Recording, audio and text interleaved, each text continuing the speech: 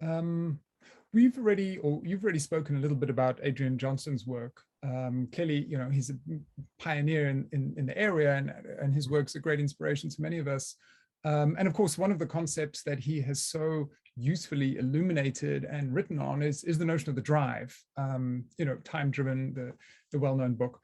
What I found particularly fascinating in reading some of your work was that the concept of the drive, as in part elaborated by Adrian Johnston's work, is also very important to you. Could you tell us something about that? How it's been crucial in how you've approached Lacanian neuropsychoanalysis?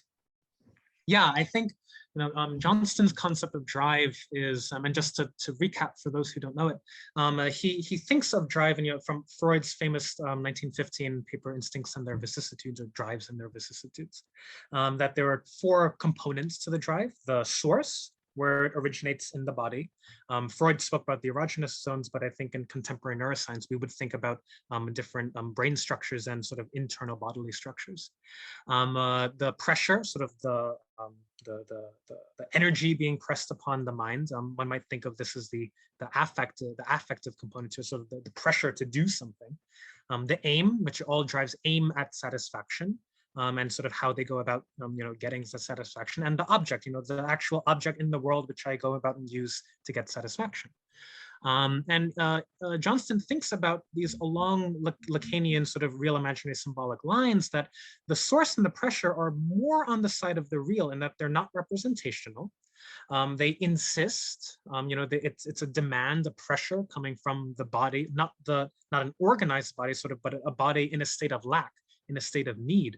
The lack of a need within life.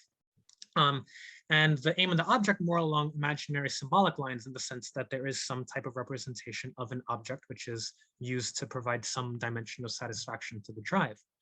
And he really emphasizes that there's a split within the drive itself, that the source pressure have this eternal demand for satisfaction, the eternal demand for the ultimate satisfaction. From a contemporary neuroscientific perspective, you might think there's the demand for the homeostasis, the demand for total elimination of need, sort of a total sort of a reduction of tension. And in a sense, it's also quite Freudian, in the sense of total reduction of tension, nirvana principle, and things like that.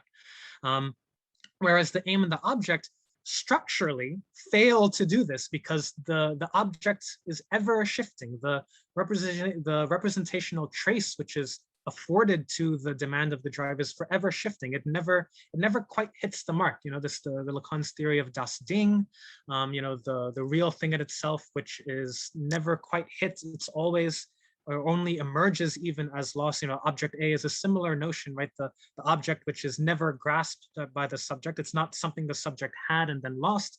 It emerges as a lost object, and its status is purely as a lost object, almost in a purely empty type of space, that you never quite get it. And so that the entire acrobatics and work done by the aim and objects axis of the drive really fails to meet the demand made by the pressure of the source and the pressure. And I think about this in neuroscientific terms, because I think that model gives you a really good way of, well, on the one hand, thinking dynamic localization more critically, that you have different parts of the brain which are registering, internal homeostatic disbalances, sort of blood pressure monitoring, salt levels, needs for safety, needs for attachment, needs for play. These are certain needs which maybe we can talk about later, that are sort of inherent to the brain. But the way the brain goes about meeting those needs is not in any way a priori guaranteed to eliminate that satisfaction, and therefore you can have an endless cycle, an endless chain of signifiers, and endless chain of different things that I'm going to keep trying to do, which never resolve that tension. And so I think it's, on the one hand, a very good way of thinking about that disjuncture between different parts of the brain. Another way that I think is another way that I think it's very useful is that Johnston describes it also as a temporal disjuncture, where the eternal demand for the same versus the sort of temporal, this, then that, then that, then that sort of temporal ordering on the axis of the aim and the object versus the source and the pressure. And I think this also allows us to think about the brain temporally disjointed as well, where you have certain structures which in a sense have no regard for time. They just demand the same satisfaction. You have some structures which in a certain sense can't even register time. If you think of time as an achievement of perception, where you're able to order, this happened, then that happened, then that happened, then that happened, sort of a temporal ordering, which is quite a neocortical function, a higher cognitive function, that lower parts of the brain, especially parts of the brain that develop and begin to start laying down memory traces prior to the capacity for representational thinking. So there, I keep mentioning the hippocampus, but the hippocampus doesn't really mature until around 3 years old, and the hippocampus being the basis for representational memory that gets laid down. But nevertheless, prior to age 3, the brain is still doing all sorts of learning. Even the hippocampus does a type of non-declarative learning that is nevertheless the basis for declarative episodic memories. But you can have these traces which are laid down and will insist and will repeat in the sense of a procedural memory in terms of the basal ganglia structures that I spoke about earlier, that they'll be laid down there, they can repeat, they can insist before there's even any representation, so that when you get to a temporal ordering, then it's already in a conflict and in a kludge with this other type of dynamic that is obeying a completely different agenda. So I think that the various ways of thinking the brain is split, and not only that, but doing it in a localizing sense as well, which is not really that reductive because of the broad processes on the one hand, but also the fact that these are in a reciprocal but not harmonious relationship with each other. I think Johnston's work is really crucial for that. It's so suggestive listening to you talk, because some of the phrases that you were using remind me of, well, I suppose the distinction between primary and secondary process in terms of the registration of time, or the registration of a kind of sequential order of time. And of course, the idea in Freud that Lacan revisits in such an innovative and interesting way, that the unconscious, in a sense, knows no time, and the complexities of temporality, whereas from Freud's viewpoint of the unconscious, what happened 20 years ago is still as pertinent within the unconscious as what happened yesterday. So that sense where maybe there's no sequential chronological ordering. But at the same time, we also have the temporality of insistence, or the temporality of repetition. So all of the terms that you've used there are just, I think, incredibly suggestive in terms of a Freudian metapsychology, which of course is no surprise to you. But I just found that really helpful. I did want to ask one more question about how you develop and think about some of Adrian Johnston's work. And I think it's around about page 6 on your article, you talk about Johnston's work, and you say that you suggest that the upper brainstem representations of the internal body refers to an extimate internal otherness. So we've spoke a little bit about the real, and I suppose maybe in a sense I'm extending that by asking you this question. But could you tell me a little bit about that? This notion that the internal body, or the upper brainstem representations of the internal body, refer to an extimate internal otherness. Yes, and I think for this, I'll need to sort of reference Mark Solmes's his localizing work, and I think this is really one of the most incredible things to have come from the neuropsychoanalytic project in the past 20-30 years.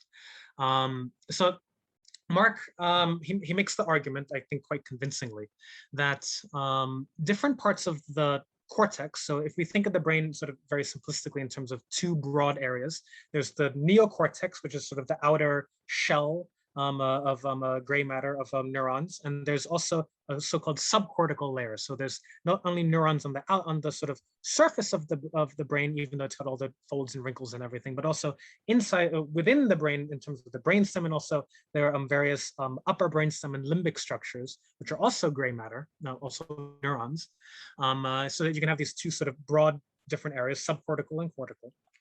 And when you look at the lesion evidence, when you have lesions to different parts of the cortex. So you can have, say, a lesion to the occipital lobes. You can't see, you're unable to see. You lose the capacity for vision, but you're still conscious. You're still aware of yourself and you can speak and blah, blah, blah. If you have lesion to the temporal lobes, you lose the capacity for speech and language. So specifically left temporal and left parietal lobes, you are unable to sometimes produce language. In terms of inferior frontal lesions, you're unable to comprehend language in terms of more posterior lesions. And similarly, you can have lesions to all different of the cortex, and you modulate cognition. You definitely impair cognition. Frontal cortical lesions, you lose the capacity for rule learning, for those executive processes I spoke about a little earlier. So you can lose all these different types of sort of higher order cognitive processes, but you're still conscious in the sense of a sentient, affective being. But if you lesion certain key upper brainstem structures, you can completely wipe out consciousness. You can completely eliminate any sense of sentience. You essentially induce a vegetative state. And very interestingly, so for example, with patients in coma, if you scan the brain while they're in a coma and you speak to them and you have everything, the neocortex lights up. You can see that it's working. So it's doing these sort of representational jobs without necessarily being conscious. Versus the upper brainstem structures, and especially those which are investigated by the pioneering late neuroscientist Jaak Panksepp, in terms of sort of he looked at mainly animal behavior and sort of using deep brain stimulation methods. But these upper brainstem structures, which are really intrinsic to consciousness on the one hand, but at the same time, when you stimulate them, they induce the most intense of affective states. For example, the structure which I particularly have in mind is the periaqueductal gray, where the periaqueductal gray, it's maybe the size of a jelly bean. And if you lesion it, you completely wipe out consciousness. If you stimulate one piece of it, you induce the most intense feelings of pleasure. And if you stimulate another piece of it, you induce the most intense feelings of depression and pain and sort of negative affect. So that's just to say that the first step of the argument is that these lower brain structures, so-called the upper brainstem limbic subcortical structures, are on the one hand essential to consciousness, and two, and also important to note, they're non-representational. The representational work, the cognitive work is being done by the neocortex versus these lower structures are key to affect, and more specifically affective consciousness. And this is the argument that Jaak Panksepp makes and that Mark Solms makes, is that if you can totally remove the neocortex. There are even cases of children who are born without any neocortex. This is called hydranencephaly. They're born without any neocortex, yet they are still very clearly affectively responsive to their environment. You put, there's an example where you put the child's baby brother and she goes, ooh, ah, and she sort of expresses, sort of an affiliative affect to it. So Mark's argument is that the upper brainstem is key to consciousness, and that the most rudimentary form of consciousness is affective consciousness.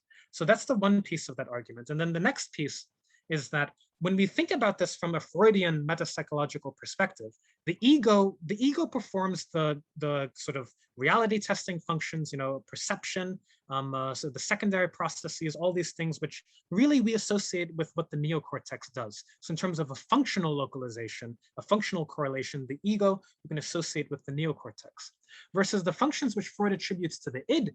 The pressure of the drives, the representative of the bodily needs, the drang, the impulse, that is associated with what the brainstem does. So the second step is then to say that the cortex is associated with the ego and the brainstem is associated with the id. Well, if you combine these two trains of thought, you get the radical argument that he presents is that the id is conscious.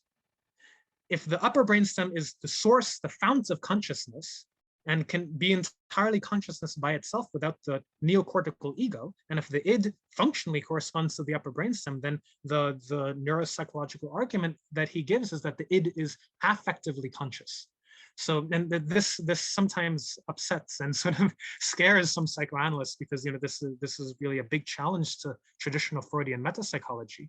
My argument here, in terms of thinking of the upper brainstem as an extimate real, it comes from emphasizing that the ego, what Freud means by the ego, the I, the self, my sense of me as a person, this is, in a very paradoxical sense, not the source of consciousness.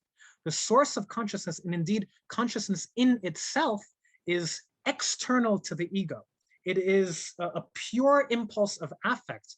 And I don't want to get into the whole predictive coding work that has been more recent, but the essential idea is that the affect is registering. It's not something that is explained. It's not something that is represented. It's not something that is understood. It's simply signaling that there's something wrong. The increase of negative of tension that is felt as unpleasure, as affect, is signaling that there's some need state which is not being met, which nevertheless you, the brain, need to go do something because I'm in a state of emergency. That is the source of consciousness. And in that sense, the source is foreign to the ego, but this is all within the brain. So this is why I make the argument that we can think of the upper brainstem as this type of extimate relationship with the neocortex, that your I, John Delaglio with this face and this body, and I'm myself in the world, this is all an achievement. And to the extent that I am also feeling myself in the world, this is an achievement of synthesis by the neocortex, but the root, the source itself, is something radically alien to it. For example, think of something like a traumatic encounter or a serious shock, a surprise that you don't know how to comprehend. You feel it. You absolutely feel that burst, that rush, but it's not something that you quite grasp and integrate into yourself. That's paradoxically the source of consciousness. Yeah. Well, you mentioned Panksepp a little while ago, and so I wanted to ask you, I'm kind of locating your work, obviously, in terms of key contributions to, significant figures in the field. But Panksepp makes the important contribution to neuroscience of identifying 7 affective systems. And of course, you speak about this in your paper. I suppose essentially I'm curious as to how you position yourself relative to this, kind of important finding of his. And what do you take from it? How do you build on it? How do you depart from it? Yes, so I think that, and to review for anyone who's unfamiliar with Jacques' work, that essentially through very rigorous cross-species animal research, taking little electrodes and simulating different parts of the upper brainstem and limbic system to see, how the animal behaves and responds, he identifies 7 distinct what he calls affective instincts, or he might call them emotional instincts. And they are, let me see if I got this: seeking, rage, play, care, lust, panic, and fear, if I didn't say fear. So those are sort of 7 innate needs which are universal across all mammals. We are born with them. And I think that, this is, for some people, this is an argument to say that it's not Freudian dual drive theory. It's whatever the word would be for 7. There are 7 innate drives, not 2, not 3, not 10, 7. I don't quite to just take that simplistic of an approach, but this is an argument that then gets made with Panksepp. And again, sort of in terms of the previous discussion, again mentioning that these are 7 qualitatively distinct types of affect.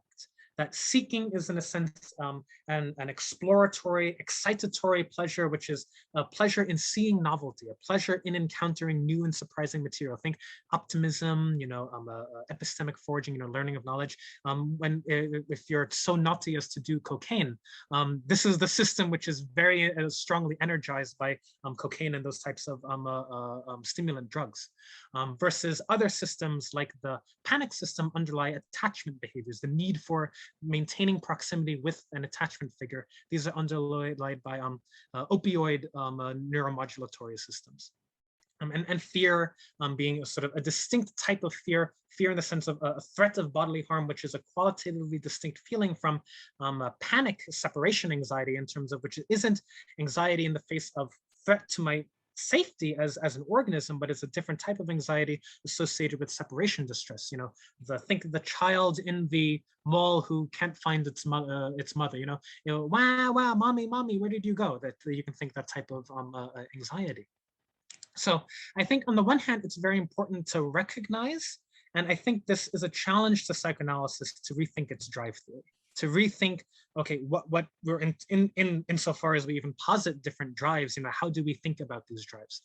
But at the same time, I think it's equally important to emphasize and sort of to think about these in a critical way, and for me, a Lacanian way, is that it's not only to say that you have 7 different needs and therefore you need to be satisfying all of them.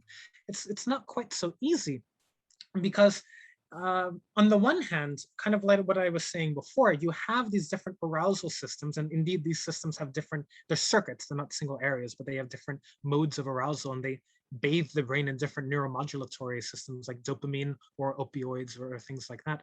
But their arousal is always going to be filtered through some type of motor system, insofar as you need to act in the world to satisfy your needs. None of your needs can be satisfied without some type of interaction in the world. And this is why I think of it kind of as, I think in the paper I used the word a highway. I think of this as sort of a highway in terms of getting from the real as just the arousal of extimate affective consciousness, but the real is somehow linked to, even in a negative sense, but somehow linked to the imaginary and the symbolic. And I think of these systems as kind of the motivational connection between the two. But insofar as they have, aims, objects, and motor patterns, these different affective systems are going to be filtered through that motor axis, and therefore subject to the potential repetition, which is engendered by simple motor repetition. In the sense of sort of addictive incentive sensitization processes that I spoke about earlier. And more recently, one of the ways that I've been thinking about this, and this is in parallel with Mark's recent work on this, is from a computational perspective. These needs, they're seen as innate, ideal points for the organism to be in. They are ideal, in the computational literature, they're called hyperpriors in terms of Bayesian coding. But they're sort of prior states that we're born in, that you should be in this state. You should be connected with your caregiver. You should be excitedly engaging with the world, because this maximizes your opportunities to engage and potentially encounter various objects which you might need to satisfy your other systems. You need to maintain safety in terms of your physical body. You need to, an interesting one is play. There's a drive for play. You need to engage in some type of socially reciprocative play. What's very important from this to take away is that at the level of our innate constitution from our evolutionary inheritance, these systems are in conflict with each other. That there's an innate, a structural conflict of these hyperpriors, a structural conflict that, on the one hand, you want to be engaging with novelty, but on the other hand, you also need to be maintaining proximity to your caregivers and avoiding potential threats. So that even at the level of our affective endowments, at the level of, these are the types of homeostasis you need to be maintaining in terms of homeostasis of attachment, homeostasis of play, and things like that. There isn't any a priori resolution or formula for resolving between those inherited states. So in a sense, again, you get this sort of or already denaturalized brain that it's in no way in union with each other. And I think it's one way that Panksepp isn't often read, but I think it's a very important way to emphasize it. And Mark makes this point too, in terms of how he's more recently argued for affective consciousness. But the idea is that yes, there are 7 instincts, but it's not that it should just be reduced to those instincts as an instinct. They need to be thought of as drive, in the Johnston sense of drive as split, and in no way with the potential for reconciliation. So in a certain sense, if I can give the aphorism, the instinct does not exist. Neuroscience finds this. There is no such thing as a purely homeostatic instinct. Yeah, there's so many I suppose you could say Lacanian Freudian precepts that seem illuminating. I mean, just to name one very obvious one that you've already reiterated, this idea that a kind of denaturalized brain, or just that there's structural conflict inherent to those various instincts stroke drives that Panksepp has identified.